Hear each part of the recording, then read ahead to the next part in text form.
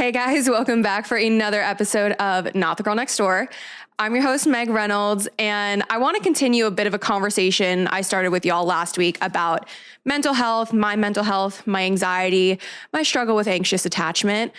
I felt like there was so much more I could dive into there. And I know a lot of you listening also struggle with an anxious attachment style, anxiety. And so I thought we could dive into it just a little bit more. I've started thinking about my anxiety as like the monster under the bed when we were a kid, right? Like you're worried about the nightmare of the monster or the bed, under the bed or the closet. And you go and look and nothing's actually there. That's what it feels like to me to have anxiety. And in my journey of therapy and conquering my mental health, obviously confronting my anxious attachment has been a big piece of that. And oh my God, is anxiety humbling. Confronting your anxious attachment style will humble you to your core. And true healing requires you to take accountability for a lot of the ways in which your anxiety can make situations worse. And I know that is really hard. It's really hard. It's really uncomfortable to do. I think oftentimes we like to blame avoidant attachments for their part in relationships. And, I've even done that. And of course, it takes two to tango, but true healing comes when you are able to confront your parts in a relationship and why you may have contributed to the downfall of a relationship or whatever it is, just your anxiety and how it has impacted those around you. Before I dive into the episode, I want us all to remember that you have to forgive and honor your past self. Like a lot of my healing, obviously it's a lot of inner child work, and we'll get into what the core wounds of anxiety are in a minute, but I have had to honor my past self because her strength is what got me here. Her resilience is what got me here. Her ability to push through the pain is what got me here.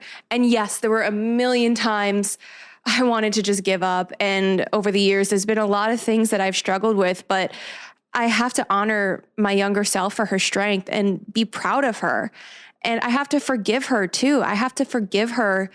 And I've forgiven my younger self for the ways in which I've let myself be treated. And why do I keep wanting to say tweeted?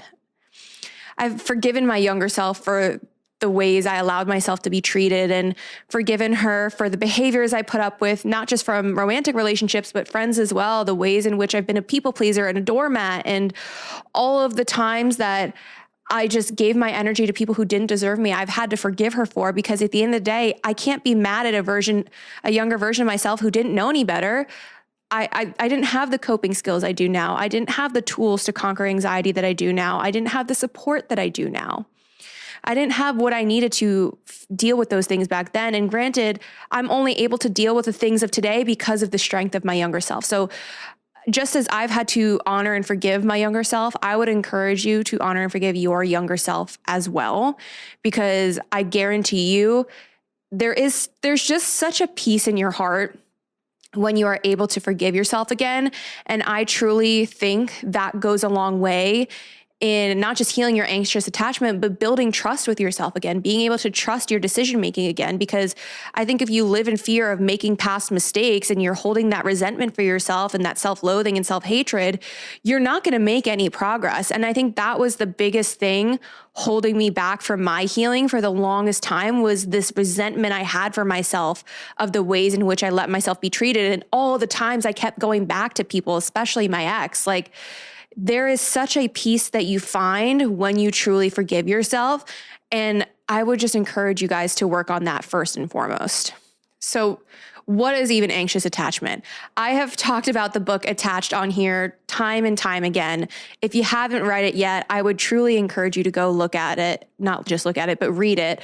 It'll really give you a lot of clarity on which attachment style you gravitate towards. But at the end of the day, anxious attachment it's about proving a core belief. You have a core belief that you are chasing, a core wound, whether it's you believe you're not worthy of love, you're seeking that validation, whatever it is, there is a core wound there that you are constantly looking for external validation. Anxious attachment tends to form because you had some sort of inconsistency growing up, whether it was a parent or other caregiver, but you were getting inconsistent affection, inconsistent attention. You were having to prove your worth, prove that you were worthy of love. You were toning down your feelings and needs to to make them happy. Like, especially if you grow up in a household with an emotionally unavailable, maybe even narcissistic parent, you're used to toning yourself down and making yourself smaller to keep the peace and keep them at bay. Usually those are the people that are taught that if you just, like, I'll never forget growing up, like, just be quiet, just let it move, like, let it go, let it go, let it go. And you're constantly taught to tone down your feelings and emotions because they're too big or they're too loud. And so you're used to constantly self-sacrificing your own needs and emotions to keep the peace around you. Essentially, anxious attachment boils down to you were taught to earn love. You were taught you had to be basically perfect in order to be worthy of love. And that is just not the case. Obviously, when dating especially, that is why these things tend to manifest themselves. And one, if the right relationship will pull you into that secure attachment. And it is possible for an anxious and an avoidant to be in a healthy relationship together, as long as you are both willing to work on those issues and confront those issues. And we can kind of touch on that in a minute too. But something I found, obviously you guys know I've been in my nostalgia era. And in going through my old journals and writing my book, I found from like one of my very first therapy sessions 3 years ago with my therapist, we went down the list. Literally, we wrote this out and she gave it to me. All of the things that my mom and dad gravitated towards. So my mom was the anxious and my dad was the avoidant. And we went through the habits of, example, for example, my dad, not communicative. My mom was very overprotective. My mom was super supportive and affectionate, but my dad, he was quick to anger. And, something I had to unlearn growing up and realizing it was my anxiety and also kind of a trauma response is how it's not normal to pay attention to the sound of somebody's footsteps or how heavy they set down a glass or, if they close a door a little bit too hard, like being so emotionally aware of those things. And, then you think in your mind like, oh, they're upset. And I can tell they're upset because they slammed that door just a little too hard or, oh, their footsteps sounded heavier today. Like that is not normal. And that was like a big wake up call to me to cue into how deeply rooted my anxious attachment went.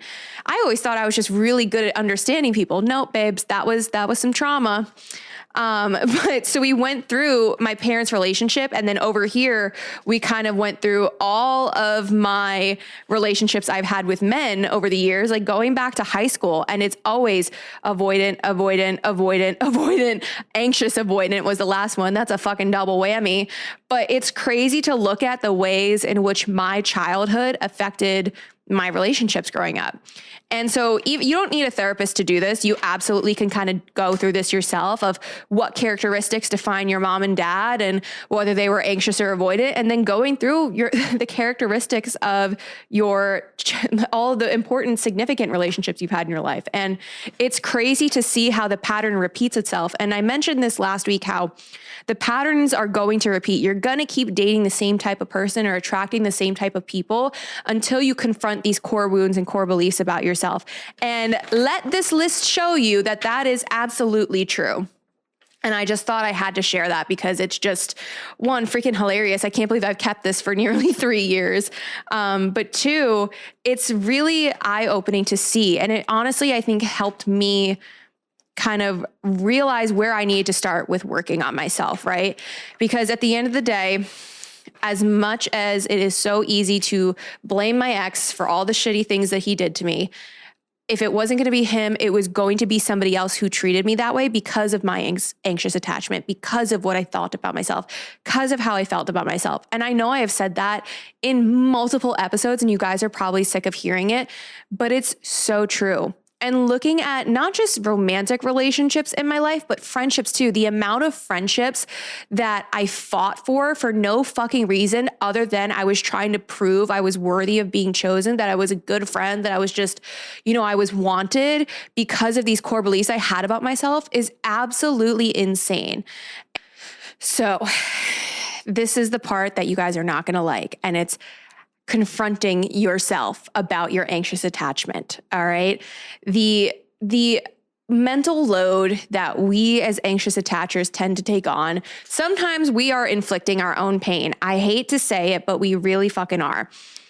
I remember a time in high school where I would double, triple text guys or friends. And the texting hole is very real. You're just like, oh my God, they're not answering. And like you spiral over it. You're literally inflicting your own pain when people are fucking busy. And granted, again, I was young and dumb. I didn't know any better.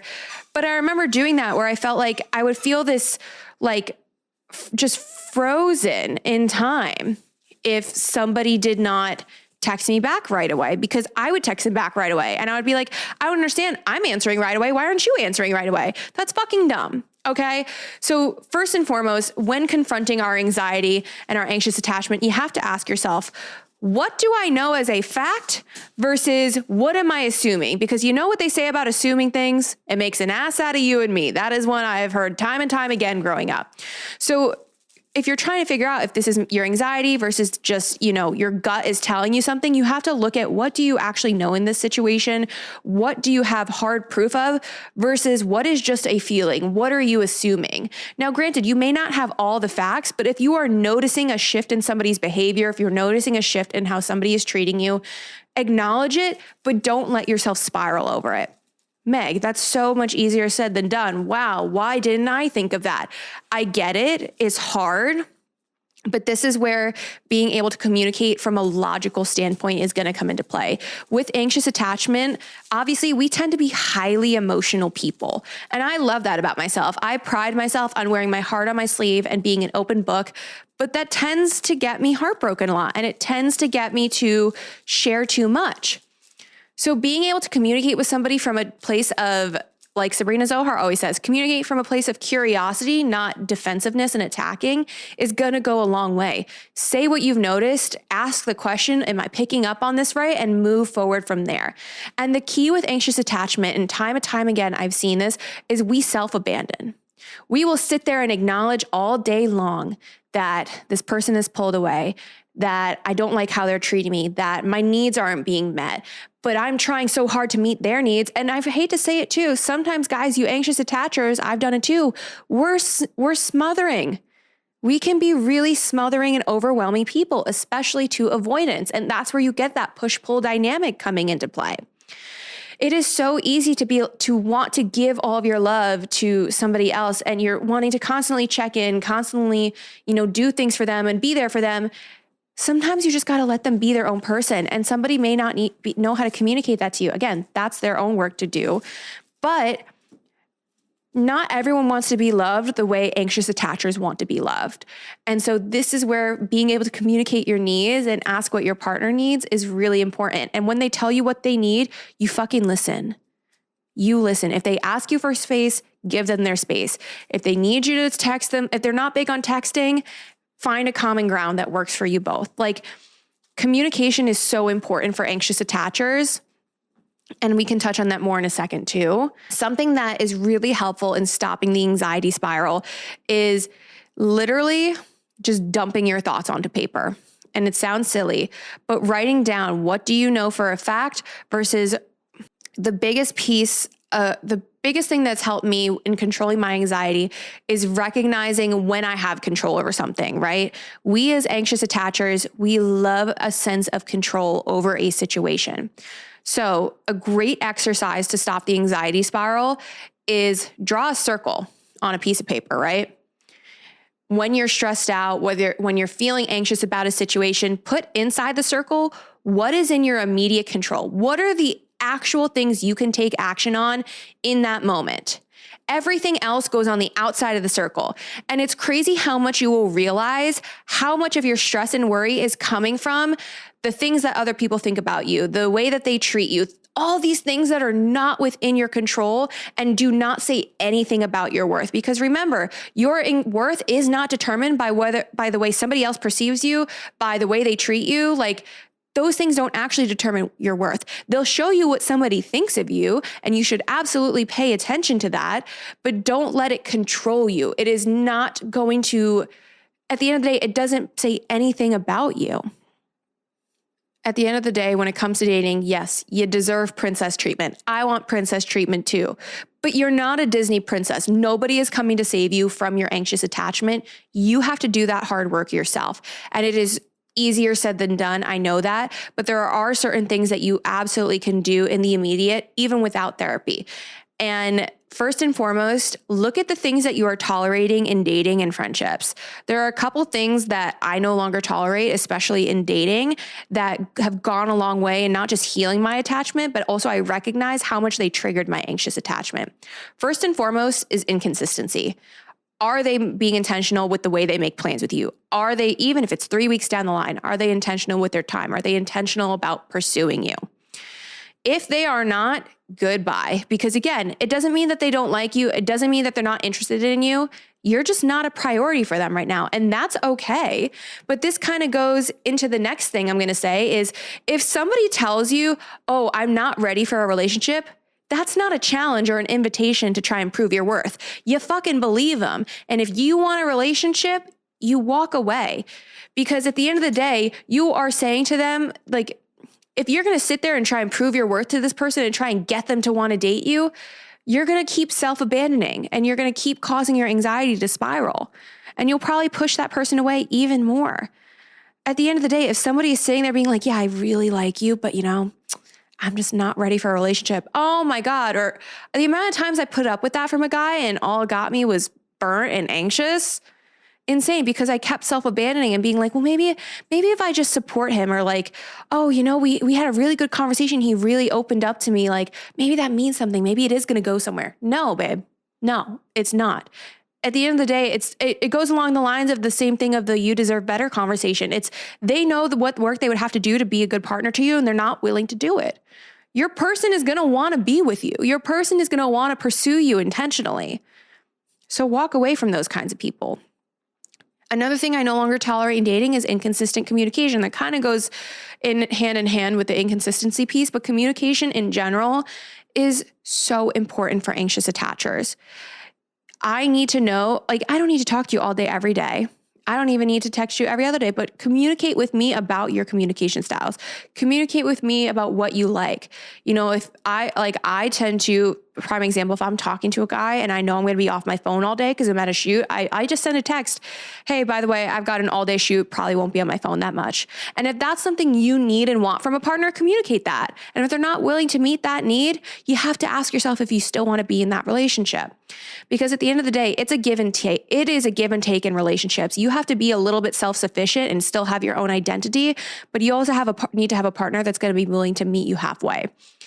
And when it comes to anxious attachment too, it is so easy to become so codependent in relationships that you lose your self-identity a little bit. I'm probably the number one offender of this. If there was a jail for it, I'd be serving a life sentence.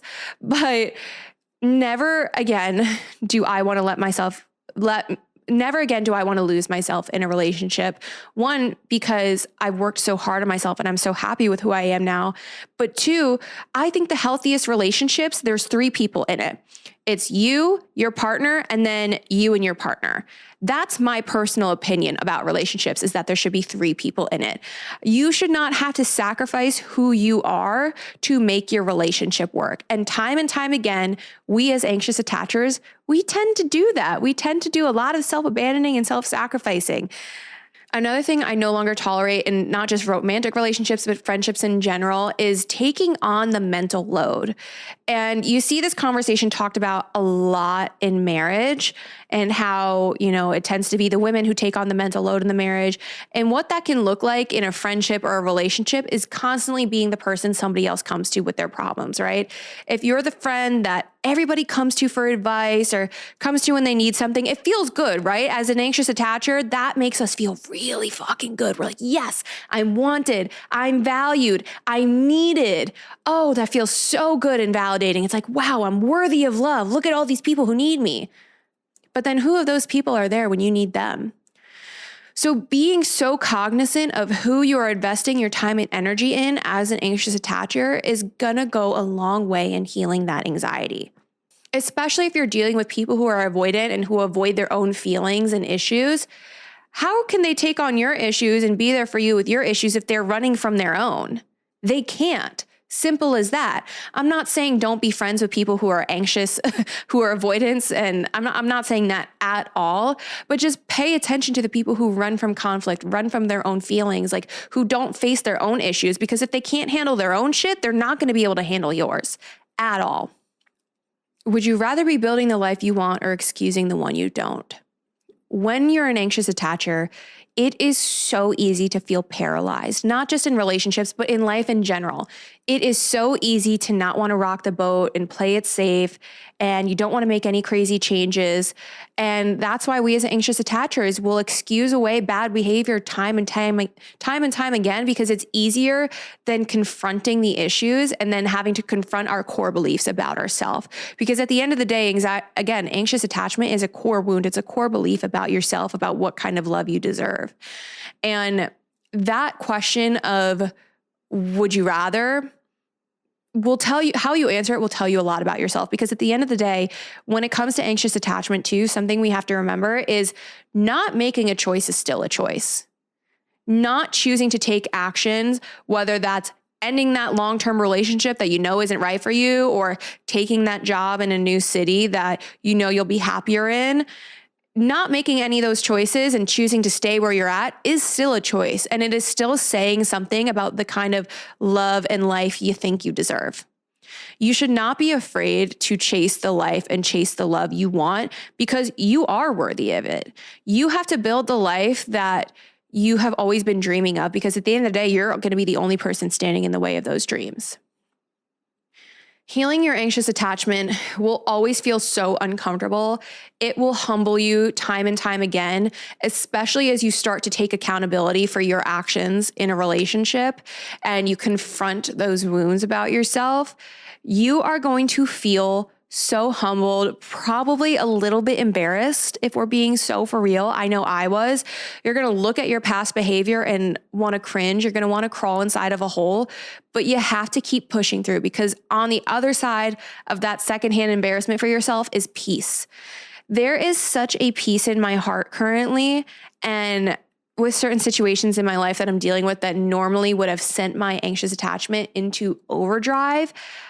Where there used to be nerves and nausea, there's just calm and silence in my mind. And I keep waiting for tears to come. I keep waiting to have an anxiety attack. And I'm just waiting for that other shoe to drop. And I'm not going to lie, it's a little bit unnerving that it hasn't happened. But it's also reassured me of how far I have come in my healing journey and how the work I am doing on myself is working.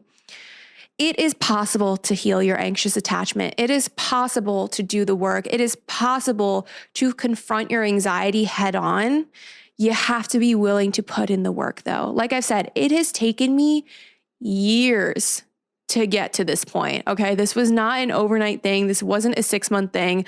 For the first year of therapy, I was going almost sometimes twice a week, at least once a week, sometimes twice a week, because there was just so much to unpack with everything. I thought I would be going in for one issue, and then there was all this other shit underneath the surface of why I let myself get treated like that. And it's just like, oh, fuck. And when it comes to anxiety too, I think a lot of people, again, this is part of confronting yourself. I think a lot of people use their anxiety as an excuse for their bad behavior. I'm just going to say it. I know I'm guilty of that. I have excused away my own bad behavior because I was anxious. Oh, I called you 3 times. I'm sorry. I was just really anxious. You have to stop making the excuses for yourself. You have to stop excusing your own bad behavior just like you do other people's. Okay.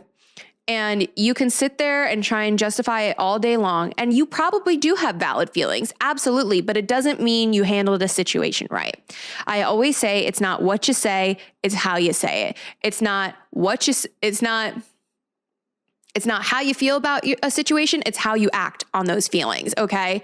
So your feelings will always be valid. You will always, if there is something that upsets you, absolutely discuss it, but it is on you. You can't control other people. You can't control how they feel about you. You can't control what they think about you. You can't control the way they treat you. The only thing that is in your control is yourself, your actions, and your feelings. So you have to remember that with anxious attachment, it is a lot of humbling yourself. It is a lot of calling yourself out on your own bad behaviors. It's a lot of correcting those bad behaviors. But at the end of the day, that is hard work that needs to be done so you can have a long-lasting, healthy relationship in the end. All of the things that you tolerate, limerence and idealizing somebody, sitting there and idealizing this person who more than likely you don't even actually know. You're idealizing a version you've made up with them in your head, and you want them so badly just to prove something about yourself.